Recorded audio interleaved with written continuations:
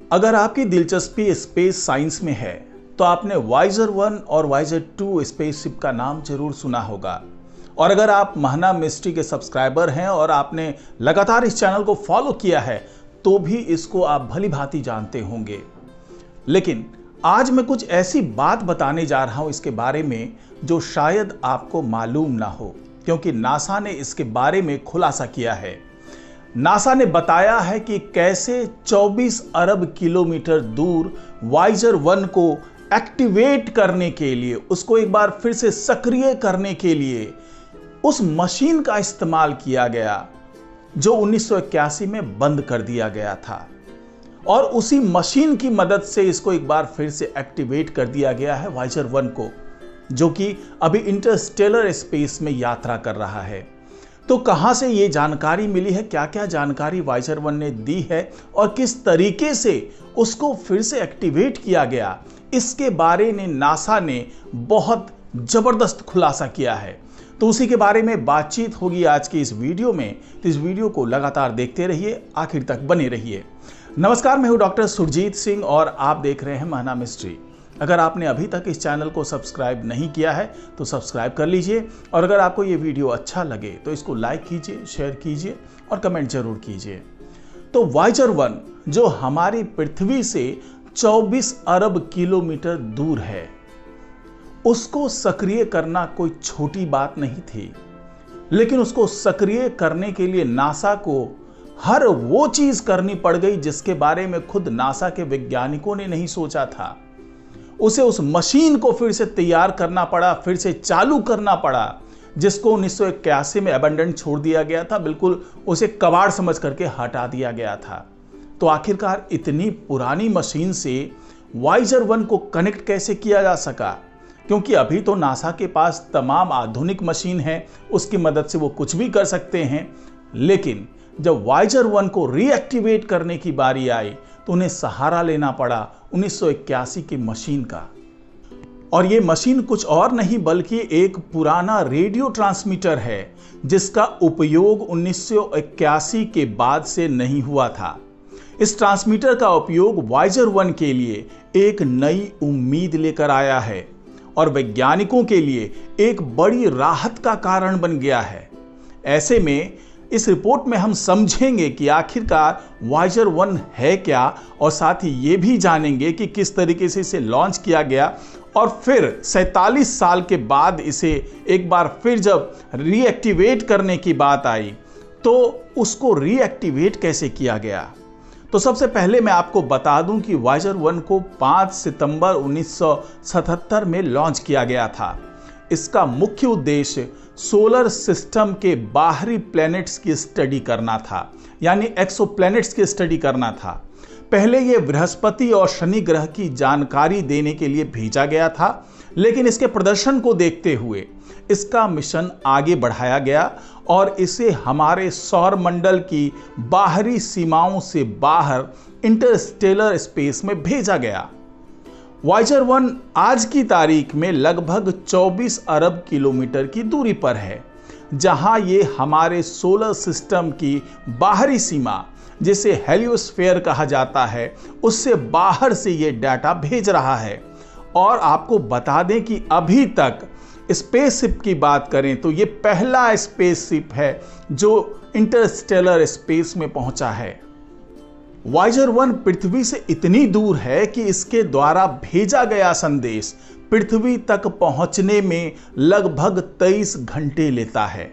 इसका मतलब यह है कि यदि नासा इसे कोई निर्देश भेजता है तो उस संदेश का जवाब आने में कुल 46 घंटे का समय लगता है। यानी पहले 23 घंटे में नासा का संदेश वाइजर 1 के पास पहुंचता है और उसके बाद उसको जब रिप्लाई करना होता है तो रिप्लाई करने में उसे भी 23 घंटा लगता है, और ये 46 घंटे का पूरा समय है, जिसके बाद कोई कमांड जो है वो किस हद तक कामयाब हुआ उसके बारे में नासा को जानकारी मिल पाती है। हाल ही में नासा ने इसे 16 अक्टूबर को एक कमांड भेजा था, लेकिन 18 अक्टूबर तक कोई प्रतिक्रिया नहीं मिली। जब वैज्ञानिकों ने इसका पता लगाया तो उन्हें यह समझ में आया कि वाइजर 1 का फॉल्ट प्रोटेक्शन सिस्टम सक्रिय हो गया था।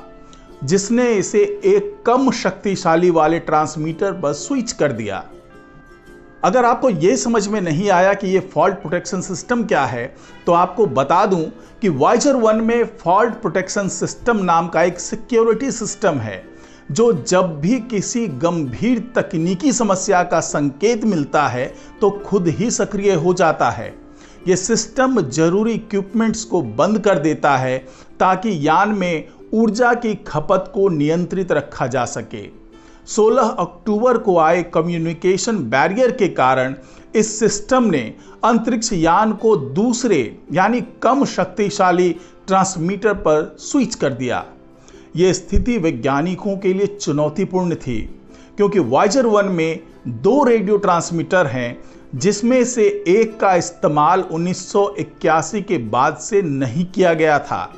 और यहीं से नासा के वैज्ञानिकों की चुनौती शुरू हुई, क्योंकि उस जो ट्रांसमीटर जिसका इस्तेमाल 1981 के बाद नहीं हुआ है, उससे कनेक्ट करना अपने आप में बहुत चुनौती भरा कार्य था, जिसको नासा के वैज्ञानिकों ने अपने तमाम खोज के बाद और उस 1981 वाले रेडियो ट्रांसमीटर को एक्टिवेट करके इस चुनौती को पार कर लिया।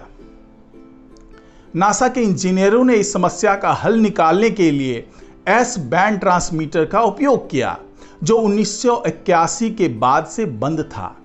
एस बैंड एक अलग फ्रीक्वेंसी का उपयोग करता है, जिसे वाइजर 1 की समस्याओं को हल करने के लिए फिर से चालू किया गया। यह अबेंडेंट था, इसके बारे में नासा के वैज्ञानिकों ने सोचना भी बंद कर दिया था कि कभी भी इस रेडियो ट्रांसमीटर की जरूरत पड़ेगी। लेकिन जब वाइजर 1 में तकनीकी खराबी आई तो नासा के टीम ने इस पर वापस स्विच करने से पहले ये सुनिश्चित किया कि फॉल्ट प्रोटेक्शन सिस्टम के कारण ट्रांसमीटर के स्विच होने का सही कारण पता लगाया जा सके। इस समय वाइजर 1 के एस बैंड ट्रांसमीटर का उपयोग किया जा रहा है, लेकिन नासा की टीम का कहना है कि यह अस्थायी समाधान है और टीम इस पर लंबे समय तक निर्भर नहीं रहना चाहती। Weiser Mission insurance manager Bruce Wagner ने एक समाचार चैनल को बताया कि टीम एक्स बैंड ट्रांसमीटर को दोबारा चालू करने से पहले पूरी जांच करना चाहती है, ताकि किसी भी संभावित जोखिम से बचा जा सके। ये एक महत्वपूर्ण कदम है, क्योंकि वाइजर 1 हमारे सौर मंडल के बाहर से जानकारी प्राप्त करने का एकमात्र माध्यम है। वाइजर 1 ने 2012 में इंटरस्टेलर स्पेस में प्रवेश किया था, जिससे ये वहां पहुंचने वाला पहला मानव निर्मित डिवाइस बन गया। इंटरस्टेलर स्पेस उस स्थान को कहते हैं जहां सौर मंडल का प्रभाव समाप्त हो जाता है और बाहरी अंतरिक्ष की शक्तियां अधिक प्रभावी होती हैं। ये यात्रा एक बड़ी उपलब्धि थी, क्योंकि इससे नासा को अंतरिक्ष के उन हिस्सों का अध्ययन करने का मौका मिला जहां अब तक कोई मानव निर्मित उपकरण नहीं पहुंच पाया था। वाइजर 1 के जरिए वैज्ञानिकों को उन रहस्यमयी शक्तियों के बारे में भी जानकारी प्राप्त हो रही है जो हमारी गैलेक्सी के बाहरी किनारों पर सक्रिय रहती हैं। इंटरस्टेलर स्पेस में स्थित होने के कारण वाइजर 1 ने हमें उन अंतरिक्षीय किरणों और चुंबकीय क्षेत्रों के साथ साथ अन्य कणों की जानकारी दी है जो बाहरी अंतरिक्ष से हमारी गैलेक्सी में प्रवेश करते हैं। इससे वैज्ञानिकों को ये समझने में मदद मिली है कि हमारी गैलेक्सी के बाहरी हिस्से में क्या गतिविधियां होती है और उनका हमारे सौरमंडल पर क्या प्रभाव होता है। नासा ने वाइजर 1 को अधिक समय तक जिंदा रखने के लिए, अधिक सक्रिय रखने के लिए कई इसके जो इक्विपमेंट हैं जो बहुत ज़्यादा ज़रूरी नहीं है उसको बंद कर रखा है, ताकि इंटरस्टेलर स्पेस से मिल रही जो तमाम जानकारी है, जो तमाम डेटा है, वो नासा तक पहुंचता रहे। लेकिन इसमें अब एनर्जी बहुत कम बची है और नासा के वैज्ञानिक भी ये मान चुके हैं कि इसका अंत समय नज़दीक है।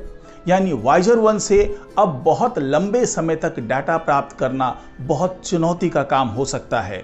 लेकिन नासा के वैज्ञानिक हर संभव प्रयास कर रहे हैं कि वॉयेजर 1 से ज़्यादा समय तक संपर्क बनाए रख सके और वहाँ से जो अहम जानकारियाँ मिल रही है, इंटरस्टेलर स्पेस की जो तमाम जानकारियाँ मिल रही है, वो लगातार निर्बाध तरीके से नासा तक पहुँचती रहे।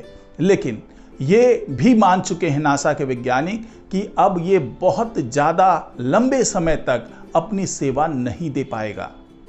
तो आज की रिपोर्ट में फिलहाल इतना ही। नमस्कार।